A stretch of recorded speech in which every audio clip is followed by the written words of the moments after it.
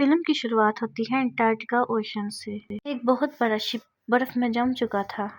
Captain कोशिश कर रहे थे कि वो इस जहाज से अपने मेंबर्स को सेफ निकाल सकें और ठंड बढ़ती ही जा रही थी। यहाँ पर जिंदा रहना मुश्किल हो गया था। ऐसे ही इन्हें बर्फानी रात में एक आदमी के चिल्लाने की आवाज आती है। मदद के लिए चिल्ला रहा था। कैप्टन यहाँ अपने साथियों के साथ पहुंचे। आदमी ने कहा, प्लीज या तो मुझे यहाँ से ले जाओ या मुझे मार दो, मुझे यहाँ पर तड़पते हुए मत छोड़ना। उसके आदमी की हालत देखकर कैप्टन उसे अपनी शिप पर ले आया। ऐसा करते ही शिप के पास एक मॉन्स्टर आ गया जो उस आदमी के पीछे ही पड़ा था। इस टाइम पर मॉन्स्टर के भयानक हाथ और लंबा कद दिखाया जाता है। आते ही ये मॉन्स्टर इस शिप के लोगों पर हमला करना शुरू हो जाता है। सभी उससे लड़ते हैं पर कोई जीत नहीं पाता। गोलियों से भी कोई फर्क नहीं पड़ रहा था। ये देखते हुए एक सोल्जर मिनी रॉकेट से उस पर फाइट करता है, लेकिन मॉन्स्टर उससे भी नहीं मरता। बस इस शिप से नीचे गिर जाता है। गुस्से में आकर ये मॉन्स्टर उनकी शिप को अब जोर जोर से हिलाने लगा था, जिससे शिप के अंदर काफी तोड़ फोड़ भी हो रही थी और इनकी जान खतरे में भी पड़ रही थी। देखते हुए कैप्टन उस बर्फ वाली चीज पर कोई जोरदार चीज मारते हैं, जिससे आसपास की बर्फ टूट जाती है। वो मॉन्स्टर ठंडे बर्फीले पानी में दफन हो जाता है। इन लोगों को लगा कि मॉन्स्टर अब मर गया होगा, पर ऐसा नहीं था। खैर सुबह भी हो जाती है तो कैप्टन उस आदमी के पास जाते हैं जिसकी उन्होंने रात को मदद की थी। वो पूछते हैं कि मॉन्स्टर आखिर तुम्हारे पीछे कैसे पड़ा था। ये सवाल सुनते ही वो आदमी अपनी कहानी सुनाने लगता है और ऐसे में ये सीन पास्ट में चले जाते हैं। हम उस आदमी विक्टर का बचपन देते हैं जिसमें वो 12 साल का था। विक्टर एक बहुत बड़े साइंटिस्ट का बेटा था, तो वो भी चाहते थे कि विक्टर भी एक साइंटिस्ट बने, बहुत ही अच्छा डॉक्टर बने। अपने और अपने डैड की मेहनतों के बाद विक्टर साइंटिस्ट बन भी गया, पर वो भी बहुत छोटी उम्र में। उनकी साइंस का कोई फायदा नहीं हुआ। जब विक्टर ने देखा वो अपनी मॉम को नहीं बचा पाया, वो अपने डैड पर गुस्सा हुआ कहता है, क्या फायदा इस साइंस का कि हम अपनी माँ को ही नहीं बचा पाए। डैड उसे समझाते हैं कि किसी इंसान को जिंदा करना हमारे बस की बात नहीं है। और यहाँ से विक्टर ने डिसाइड किया कि वो एक नया ऐसा रास्ता निकालेगा जिससे वो मरे हुए इंसानों को दोबारा जिंदा करेगा। कोई ऐसा फॉर्मूला, कोई ऐसी टेक्निक ढूंढ ही लेगा जो उसके डैड को नहीं पता। सीन कट होके हमें दोबारा वही सीन दिखाया जाता है जहाँ मॉन्स्टर पानी के अंदर दबा हुआ था। वो दोबारा उसी पानी से निकल आता है। हैरानी की बात यही थी कि इतने ठंडे पानी के रहने के बावजूद उसे एक छींक तक नहीं आई थी। उसको दिखाने के बाद सीन दोबारा पास्ट में शिफ्ट हो जाता है, जहाँ पर विक्टर अपनी कहानी सुना रहा था। विक्टर अपनी सोच पर काम करता रहा और इंसानों को जिंदा करने के तरीके ढूंढता रहा। सालों गुजर के विक्टर जब 30 साल का हो गया, उसने बिजली के जरिए इंसानों के ऑर्गन्स इस्तेमाल करते हुए इंसान को जिंदा करने का तरीका ढूंढ ही निकाला। अपने एक्सपेरिमेंट को लेकर वो बड़े बड़े बिजनेसमैन की मीटिंग में गया। वहाँ उसने दिखाया कि एक आधे इंसान को उसने मशीन से जिंदा कर दिखाया। ये देखकर वहाँ के सभी लोग डर जाते हैं, क्योंकि उन्हें लग रहा था विक्टर ऐसे इंसान को जिंदा कर गॉड को चैलेंज दे रहा था और अपने आप को गॉड समझ रहा है। वो विक्टर को बुरा भला कहने लगते हैं और फौरन उसको उसका एक्सपेरिमेंट करने को बंद करने को कहते हैं। विक्टर अपना एक्सपेरिमेंट बंद नहीं करता और अपने बनाए ह्यूमन आर्ट तरफ बॉल फेंकता है। वो ह्यूमन आर्ट बॉल को कैच कर लेता है, बोलता भी है। ये देखकर सब लोग डर जाते हैं, फौरन यहाँ से विक्टर को चले जाने को कहते हैं। कोई भी उसके एक्सपेरिमेंट पर पैसा लगाने को तैयार नहीं था। उस समय विक्टर वहाँ से चला जाता है। उसका बनाया हुआ क्रिएचर दर्द में तड़पता रहता है पीछे। कुछ लोगों ने उसकी रिसर्च और कामयाबी से इसलिए मुंह मोड़ लिया था क्योंकि उन्हें लग रहा था कि अगर विक्टर की रिसर्च के बारे में लोगों को पता चल गया तो फिर कोई भी इंसान मरेगा ही नहीं और ये दुनिया ज्यादा इंसानों से बढ़ जाएगी। लास्ट विक्टर यहाँ से चला जाता है। फिर विक्टर को बुलाता है बहुत बड़ा बिजनेसमैन। असल में मसला ये था, बिजनेसमैन के पास पैसा बहुत था, बिजनेस बहुत था, लेकिन उसकी अपनी जिंदगी बहुत कम रह गई थी। वो सालों से ही कोई ऐसा तरीका ढूंढ रहा था जिससे वो अपनी बीमारी को ठीक कर सके। अब वो विक्टर को देखते हुए, उसके एक्सपेरिमेंट को देखते हुए उसके अंदर भी एक उम्मीद जागी थी, वो भी अपनी जिंदगी जी सकता है। वो विक्टर से कहता है, तुम्हें जितना भी पैसा चाहिए, जो भी चीज चाहिए, दुनिया के जिस जिस कोने से जो भी चीज चाहिए, मैं तुम्हें सब कुछ ला के दूंगा। तुम अपनी लैब बनाओ और अपना एक्सपेरिमेंट पूरा करो ताकि बाद में तुम मेरी जान बचा सको। विक्टर बहुत ज्यादा खुश था। वो अपने भाई विलियम के घर जाता है उसे ये खुशखबरी देने के लिए कि वो अपनी एक लैब बनाने वाला है। उसका भाई भी उसकी इस कामयाबी पर बहुत खुश होता है। यहीं पर विक्टर की मुलाकात होती है एलिजाबेथ से, विलियम की वाइफ से, जो विक्टर को समझाती है साइंस और गॉड के दरमियान में एक लाइन है, तुम साइंस के जरिए बस अपने एक्सपेरिमेंट पूरे करना। तुम कभी भी अपने आप को गॉड मत समझ लेना। खैर विक्टर अब बहुत दूर एक ऐसी जगह पर चला जाता है जहाँ पर कोई भी उसके एक्सपेरिमेंट के बारे में जान ना पाता।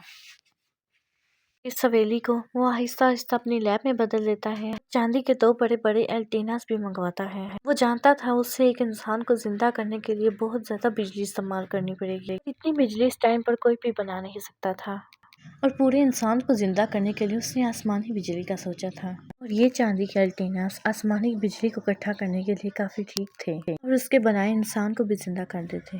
विलियम उसकी वाइफ जो उसके बड़े भाई की भतीजी थी एलिजाबेथ विक्टर का साथ देते थे। उन्होंने ये मिलकर विक्टर के साथ ये लैब कंप्लीट करवाई थी। लैब के बनने के बाद विक्टर ने काफी एक्सपेरिमेंट किए पूरे इंसान को जिंदा करने के लिए, पर वो एक्सपेरिमेंट में कामयाब नहीं हो पाया। तब एलिजाबेथ ने उसे कहा, तुम ऐसे नहीं, तुम शुरू से शुरू करो, खुद पर गौर करो, जैसे तुम हो वैसा ही उसे बनाओ। विक्टर एलिजाबेथ की बात समझ गया और उसने अपना एक्सपेरिमेंट नए तरीके से शुरू किया। उसने अपने बॉडी के मूवमेंट्स पर ध्यान दिया। अपने बनाए हुए मूवमेंट को उसने स्कैनिंग और कुछ तारों से जोड़ा, जिसकी वजह से वो अपने हाथ पांव हिला सकता था। उसने अपने पूरे क्रिएचर के जिस्म में तारे बिछा दी। उसका पूरा स्ट्रक्चर तो उसने बना दिया था। अब विक्टर को जरूरत थी उसके अंदर सारे ऑर्गन्स की। वो विक्टर कहाँ से अरेंज करता। उन्हीं दिनों जंग भी चल रही थी। वो जंग के मैदान से बहुत सारी डेड बॉडीज उठाकर लाया और उन्हीं डेड बॉडीज के ऑर्गन्स निकालते हुए उसने बिल्कुल उसी तरह अपने ह्यूमन हार्ट के अंदर ऑर्गन्स लगा दिए जैसे एक इंसान के अंदर लगे होते हैं। ह्यूमन हार्ट को बनाने का प्रोसेस बहुत ही ज्यादा भयानक था। डॉक्टर ने एक एक डेड बॉडीज काटी थी सही ऑर्गन्स ढूंढने के लिए। ह्यूमन हार्ट के अंदर उसने किसी की आंख तो किसी का नाक लगाया था। आखिर में जब वो अपनी तरफ से इस बॉडी को पूरा कर लेता है तो वो इसका नाम फ्रैंकेनस्टाइन रखता है। बॉडी के दिल को वो एक पावर मशीन के साथ जोड़ देता है जो बिजली के जरिए उसके दिल को जिंदा कर देती। बॉडी बनाने के बाद उसे इंतजार था तो बस एक गरज चमक के साथ तूफान का। तूफानी बिजली उसके चांदी के एंटीना पर गिरती और वो एंटीनास इस ह्यूमन हार्ट को जिंदा कर देते। ने इस ह्यूमन हार्ट का नाम फ्रैंकेनस्टीन रखा था। दिन ऐसे ही तूफान आ जाता है। विक्टर को लगता है कि आज उसका एक्सपेरिमेंट पूरा हो जाएगा। उसी दिन वो बिजनेसमैन जिसने ये पूरा एक्सपेरिमेंट करवाया था विक्टर के पास आ जाता है। विक्टर उससे कहता है कि आज एक्सपेरिमेंट पूरा हो जाएगा, तुम मुझसे क्या चाहते हो। वो आदमी कहता है, मैं और क्या चाहूंगा। वो कहता है कि जब मैं मर जाऊं तो तुम मुझे इस बॉडी की तरह ही जिंदा कर देना और अगर तुम मुझे जिंदा नहीं कर सकते तो मेरा दिल और दिमाग इस बॉडी के अंदर डाल देना। सुनकर विक्टर कहता है कि नहीं, मैं अपनी बॉडी के साथ और छेड़छाड़ नहीं करूंगा। ये सुनकर उस बिजनेसमैन को गुस्सा आ जाता है और उन दोनों के दरमियान में लड़ाई हो जाती है। ऐसे में लड़ाई में वो बिजनेसमैन भी नीचे गिरता है, मारा जाता है। आसमानी बिजली भी उन टावर्स पर गिर जाती है। विक्टर देखता है कि उसका एक्सपेरिमेंट बहुत ज्यादा नाकाम था।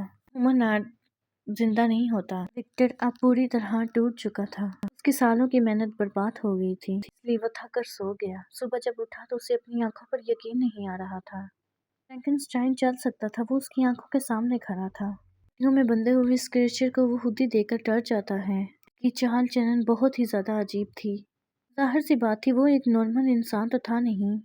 तारों से जुड़े हुए क्रिएचर की चाल चलन तो ऐसी ही होती है। वैसे तो इसके जिस्म का हर हिस्सा ही एक दूसरे इंसान के था। छोटे टुकड़ों में बटा हुआ ये क्रिएचर काफी भयानक दिख रहा था। विक्टर को खुद भी फ्रैंकेनस्टाइन से काफी डर लगता था, इसीलिए उसने फ्रैंकेनस्टाइन को एक खुफिया कमरे में बंद कर दिया। विक्टर ने ये नोटिस किया इस क्रिएचर का दिमाग बिल्कुल पैदा हुए एक बच्चे की तरह है। विक्टर उसे बोलना सिखाता है और सबसे पहले उसे नाम देता है नहीं नाम का और उसके सामने बोलता है, I am Victor. Victor stream भी उसी अंदाज में पर अपनी भयानक आवाज में बोलता है, आई एम विक्टर।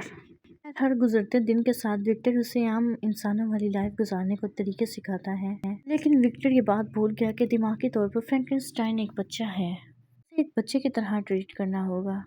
दिन गुजरते हैं। विलियम अपनी वाइफ एलिजाबेथ के साथ विक्टर से मिलने आते हैं और उसके आने पर विक्टर घबरा जाता है कि विक्टर एलिजाबेथ के अंकल को मार चुका था। विक्टर अब एलिजाबेथ से मिलता नहीं तो एलिजाबेथ को तहाने से कुछ आवाजें आती हैं। जब वहाँ वो जाती है तो उसका सामना हो जाता है फ्रैंकेनस्टाइन से। वो उसे देखकर बहुत ज्यादा हैरान भी थी और विक्टर की कामयाबी पर खुश भी थी। फ्रैंकेनस्टाइन को वो देखकर कहती है, तुम तो बहुत बड़े हो। यहाँ पर फ्रैंकेनस्टाइन उसे उसका नाम पूछता है। एलिजाबेथ उसे उसका अपना नाम बताती है। एलिजाबेथ भी अब फ्रैंकेनस्टाइन को कुछ चीजें दिखाना शुरू करती है। वो उसे 3 नाम बताती है, पानी, हवा और आग।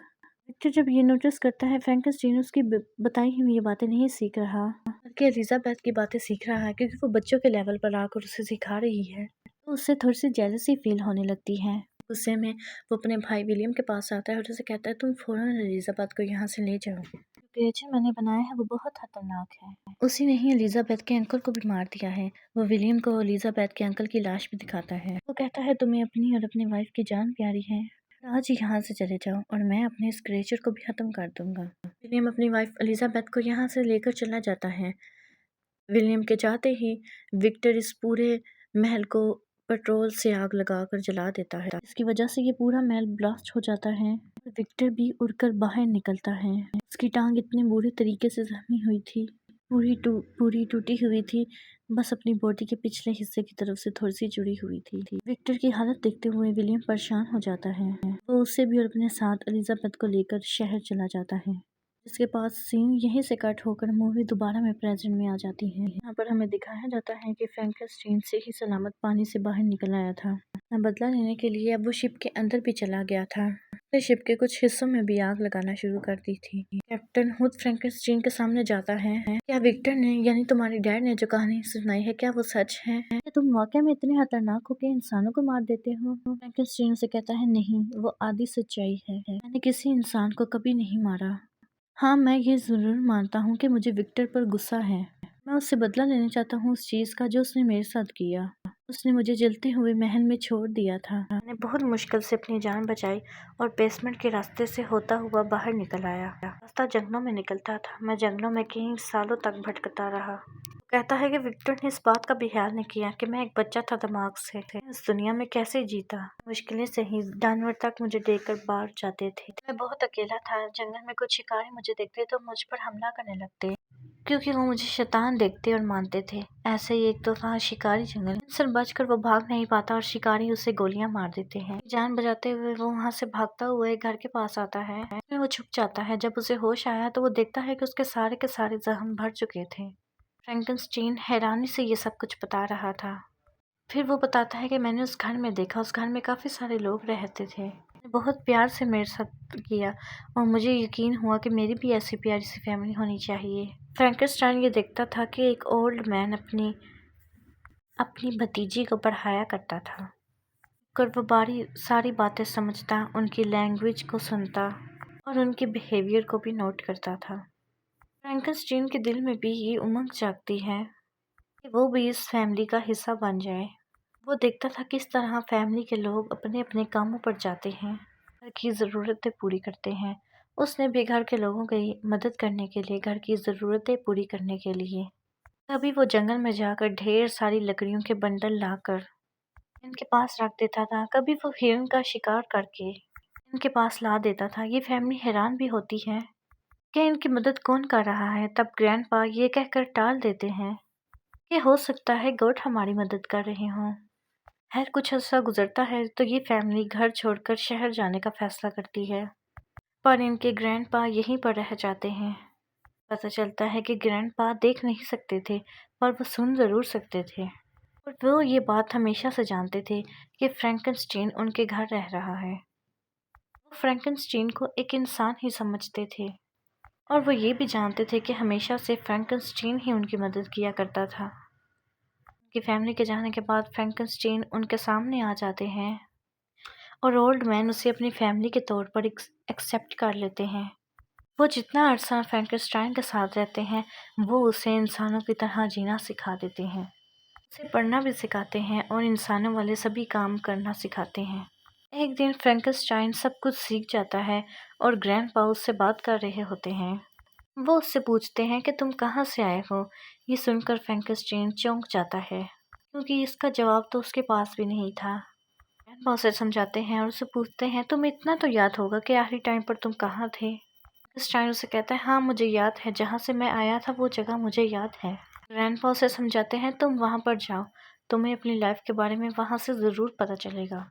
उनकी बात मानते हुए फ्रैंकेनस्टाइन उसी लैब के पास आ जाता है जहाँ पर विक्टर ने उसे बनाया था। यहाँ आकर उसे विक्टर के एक्सपेरिमेंट के बारे में पता चलता है। ये जानकर उसे हैरानी होती है, वो पैदा नहीं हुआ था बल्कि उसे बनाया गया था। और उसे यहीं से विक्टर का एड्रेस भी मिलता है और वो ये सोचता है कि वो विक्टर के पास जाएगा और उससे रिक्वेस्ट करेगा कि वो उस जैसा एक और क्रिएचर बनाए ताकि वो इस दुनिया में उसके साथ सरवाइव कर सके। अपने बारे में जानने के बाद वो फ़ौरन ही ग्रैंडपा के पास जाता है उन्हें खुशखबरी सुनाने के लिए कि उसे अपने बारे में सब कुछ पता चल चुका है। और वहाँ जाकर देखता है कि बेरियों ने ग्रैंडपा पर हमला कर दिया था। ग्रैंडपा बिल्कुल मरने वाली हालत में थे। ये देखकर वो बिल्कुल टूट गया। वो उनसे कहता है कि आप नहीं मर सकते, आप ही तो इस दुनिया में मेरे अकेले साथी हैं। ये बातों के दौरान ही ओल्ड मैन के यहाँ बेटे आ जाते हैं। फ्रैंकेनस्टीन को ही मॉन्स्टर समझ लेते हैं और पीछे से ही शूट कर देते हैं। उनसे बचने के लिए फ्रैंकेनस्टीन बाहर आ जाता है और ये आदमी इतनी गोलियां चलाते हैं कि आखिर वो गिर जाता है। इन्हें लगा कि वो मर चुका है। वो सिर्फ बेहोश हुआ था। अगले दिन उसे दोबारा होश आता है, लेकिन अब उसके ग्रैंडपा भी वहाँ नहीं रहे थे। उनके बच्चे भी उन्हें यहाँ से ले गए थे। फ्रैंकेनस्टाइन अब जानता था कि उसे यहाँ क्या करना है। उसे विक्टर के पास जाना था। विक्टर का ड्रेस तो उसे पहले ही मिल चुका था। सफर में पहुँचते हुए जब वो वहाँ पर पहुँचता है तो उसे पता चलता है कि विक्टर और उसका भाई पार्टी कर रहे थे। ये देखकर उसे गुस्सा आ गया कि वो इस दर्द में ज़िंदगी गुजार रहा है और विक्टर अय्याशी की ज़िंदगी गुजार रहा है। ये देखते हुए विक्टर पर हमला कर देता है। वो विक्टर से कहता है कि मैं तुम्हें मार दूंगा। विक्टर कहता है मैं यही चाहता हूँ कि तुम मुझे मार दो। मुझसे कहता है कि मुझे अफसोस है मुझ पर कि मैंने तुम जैसा क्रिएचर को बनाया। मैं तो उस दिन से पछता रहा हूँ जिस दिन से मैंने तुम जैसे मॉन्स्टर को बनाया। फ्रैंकेनस्टाइन से कहता है कि मैं मॉन्स्टर नहीं हूँ, पर विक्टर उसकी बात नहीं सुनता। वो उस पर अपनी गोली चलाने ही वाला होता है, पर एलिजाबेथ फ्रैंकेनस्टीन के सामने आ जाती है। फ्रैंकेनस्टीन की गोली अपने ऊपर खा लेती है। फ्रैंकेनस्टीन एक दफ़ा दोबारा टूट गया था और एक ग्रैंडपा और एलिजाबेथ ही थे जो उसे इंसान समझते थे। दुख में वो एलिजाबेथ को उठाए हुए वो पार्टी से बाहर निकल जाता है। घर पर अपनी वाइफ के मरने के सदमे में आकर भी विलियम भी वो विक्टर से कहता है कि तुमने सब कुछ बर्बाद कर दिया। हालांकि वो विक्टर उससे माफ़ी भी मांगता रहा, लेकिन विलियम उसे घर से बाहर निकाल देता है। विक्टर को अब फ्रैंकेनस्टीन पर बहुत ज़्यादा गुस्सा आ गया था क्योंकि उसकी वजह से उसके भाई की लाइफ बर्बाद हो गई। बदला लेने के लिए वो दोबारा फ्रैंकेनस्टीन को ढूंढते हुए और गुस्से में जाकर उसकी नाक उतार देता है। विक्टर से कहता है कि मैं तुमसे अपना बदला लेकर नहीं रहूँगा। फ्रैंकेनस्टाइन उसे कहता है कि अच्छा, अगर तुम मुझसे अपना बदला लेना चाहते हो तो मुझे ढूंढ ही लेना। ये कहकर उसे वहाँ पर से चला जाता है और सालों ही गुजर जाते हैं। काफ़ी सालों तक विक्टर भी फ्रैंकेन्स का पीछा करता रहा, ऐसी चीज़ें लेकर जिससे वो फ्रैंकेनस्टीन को मार भी सकता था। एक दिन फ्रैंकेनस्टीन उसके सामने आ गया और कहता है कि आखिर क्या है तुम्हारे पास क्या है मुझे मारने के लिए? लाओ मुझे तो खुद दो, मैं खुद अपने आप को मारूंगा, लेकिन अगर मैं ना मरा तो मैं तुम्हें मार दूंगा। विक्टर फ्रैंकेनस्टीन के हाथ में डायनामाइट पकड़ा देता है, यानी बॉम्ब पकड़ा देता है, जिसकी वजह से फ्रैंकेनस्टीन ब्लास्ट हो जाता है। हमेशा की तरह वो मरता नहीं और कुछ अरसे बाद जिंदा हो जाता है। उसके बाद से ही अब वो विक्टर के पीछे पड़ चुका था। अब उसने कहे के मुताबिक अब विक्टर को उसने मारना था। जब वो विक्टर को मार रहा था तभी तो विक्टर ने अपनी मदद के लिए कैप्टन को पुकारा था। ये वही सीन था जो हमें मूवी के स्टार्ट में दिखाया गया था। प्रेजेंट में फ्रैंकेनस्टीन ही कैप्टन को ये सारी कहानी सुना रहा था। वो विक्टर से कहता है कि मैं आपको ज़्यादा कुछ नहीं चाहता था, मैं आपको दिल से मारना भी नहीं चाहता था। मैं शुरू में आपसे सिर्फ इतना ही चाहता था कि मैं आपसे गुजारिश करूं कि आप मेरे जैसा एक और क्रिएचर बना दो। ये बात सुनकर विक्टर की आंखों में आंसू आ जाते हैं और वो फ्रैंकेनस्टीन से माफ़ी मांगने लगता है कि मैंने तुम पर एतबार नहीं किया जिसे मैंने खुद बनाया था। विक्टर की हालत काफ़ी ख़राब थी, अब वो मरने ही वाला था, और मरने से पहले वो फ्रैंकेनस्टीन को कह कर जाता है कि तुम्हें जीना ही होगा इस जगह पर और मुझे माफ़ भी करना होगा। पर फ्रैंकेनस्टीन भी विक्टर को माफ़ कर देता है और उनकी एंडी को देकर सभी शिप में बैठे लोग रोने लगते हैं। फ्रैंकेनस्टीन जब इस शिप से उतर जाता है फिर उनकी मदद करता है, उनकी शिप फिर से पानी में चली जाती है। फ्रैंकेनस्टीन वहाँ से चला जाता है। फ्रैंकेनस्टीन को हाथ हिलाते हैं। फ्रैंकेनस्टीन एक दफ़ा फिर लोगों को अपने से दूर जाता हुआ देख रहा, पर उसने अब उम्मीद हारी नहीं थी।